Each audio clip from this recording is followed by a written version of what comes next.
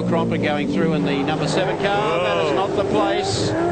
Steve Reed, the Trevor Ashby Dulux Auto Colour Commodore. He's had it. You won't find too many fishermen on the beach using these to carry their rods around. They're not too good when they get on the sand. Gee, I hope he can get out before the tide comes in. And Steve is stuck there for the rest of the race, I'm afraid. Going to need a tractor to get that one out. Yep, you can shut the engine off and turn the wipers off. It's going nowhere. Jimmy Richards still runs third on the road in the Winfield Commodore. Peter Brock is closing on him. And in fact, Wayne Gardner is getting away from Jim Richards, and I think maybe even starting to make some inroads on Larry Perkins. Yeah, we'll monitor that gap as they come across the start line once again. But the gap out about 5.96 seconds at the moment between Perkins and Gardner. But a great showing from Wayne. Jimmy Richards now in third. The team's brand new VR Commodore. And look at that, Peter Brock. Sneaking up.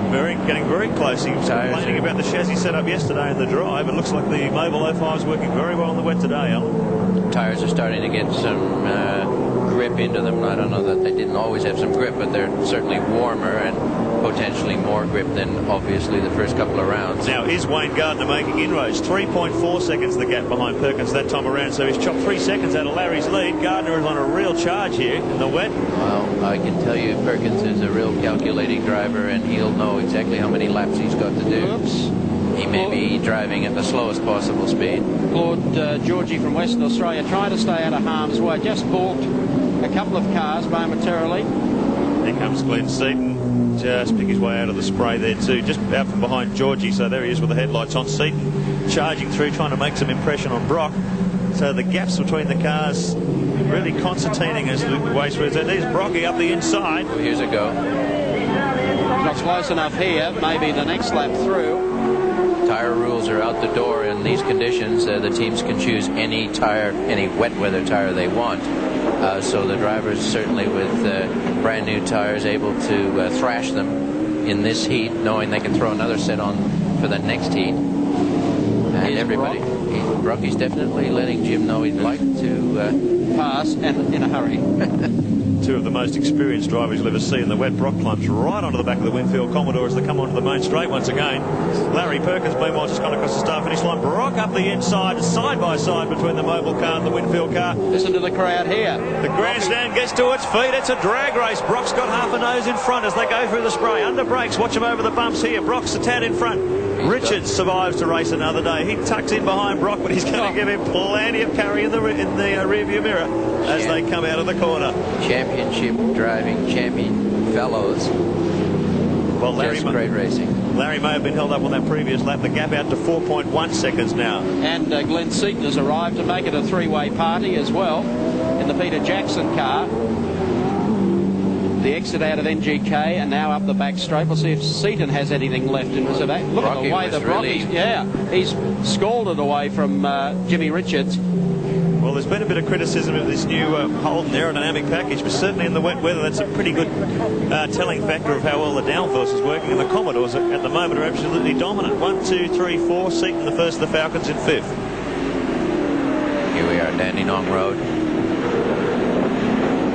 Little bump there on the inside. Jim Richards throws it wide, just narrowly misses the curbs on the. Don't want to be hitting those curbs in these conditions. In the dry, the fellows will use them, ride up on them, and slingshot themselves out of the corner. But not today. You can see they're very, very tidy. Well, there's a howling gale here. The flags are blowing, as you can see, and through the mist and the mire, it's Larry Perkins in the Castrol Commodore, and he leads the first race. Let's check them out for you on our Shell race score.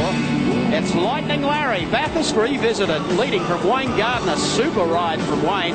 In third at the moment is Peter Brock. Fourth is Jimmy Richards, and now up to 5, it's Glenn Seaton.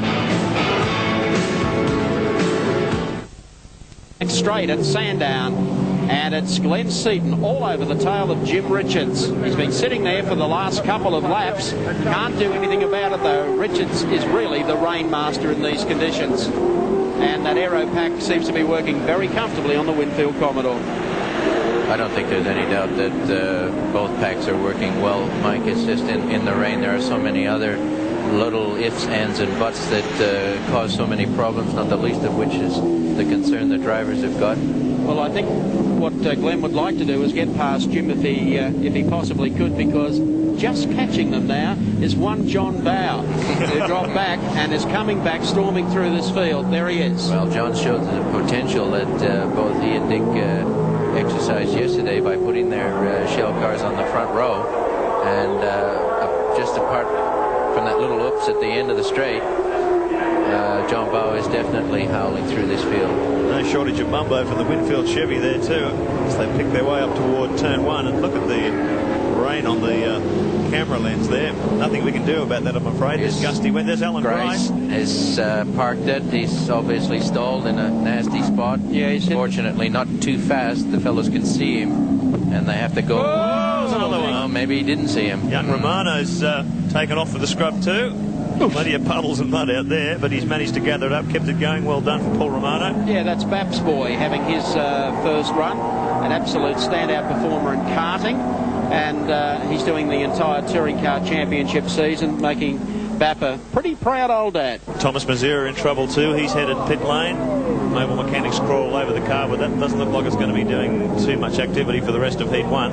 Hate to see that, a fellow lose a DNF in the first round of the championship. Oh, look, there's another one. Just recovered. This is a really dangerous situation here with the marshals trying to push the car off. The lack of visibility, the car's slipping and sliding everywhere. Let's go to Andy in the pits with Thomas Mazera. Yeah, thanks very much, Mike. As you can see behind me, the 015 HRT car is being put back into the pit enclosure, back into the garage. Thomas Mazera, you came together with John Bow early on and it caused some steering problems.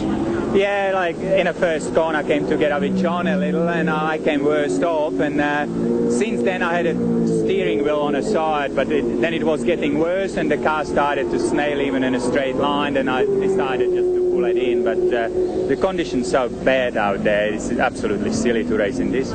You'll be back for heat number 2? Yeah, we'll be back, but let's hope the weather gets a bit better. There's Neil Crompton, car number 7, just in front. Car number 38, Mark Poole, also running the Touring Car Championship. It's good to see some fresh young faces, privateers running the series this year. Mark, of course, well known because of his Formula Brabham racing. And here he is working up on the inside. This is fiery baptism, but he's managed to handle this okay. It doesn't take on Neil Crompton without some degree of effort, and well done there. And that has moved him up to 10th. Crompton goes back to 11th. He's obviously doing it tough, and so is Mark, but he's managed to get past Neil Crompton's Coke Commodore. Our race cam shows the problem. If you're Neil Crompton, the wipers are on the blink. Boy, that's brave stuff, and that is damn hard. Really hard. He's very lucky even to be. He's showing guts and determination, just trying to breathe through, and it's okay in the slower corners. Look how much that steering wheel is trying to rub the screen. Can't reach it. It's Dick Johnson, car number 17, making a run at Seaton. Seaton running 6th on the road at the moment. Johnson just behind him in 17, and John Bow is in 5th at the moment. Bow's next victim, if he can gain enough ground, will be Jimmy Richards. So that has been quite a remarkable drive. There's the vision. We're on the wrong side of the car, but there's the John Trimble Daily Planet car 47 getting the blow-by from Dick Johnson. And young Romano has gone off at the end of the straight by the look of it, and has buried the car up to its hocks in sand. The rest of the field goes by. So you've got 2 in down there. Well, this is one place where into the straight braking is difficult enough in the dry. Dunlop race cam, and Johnson has indeed pushed his way past the Peter Jackson Ford there, so Dick moves up another position.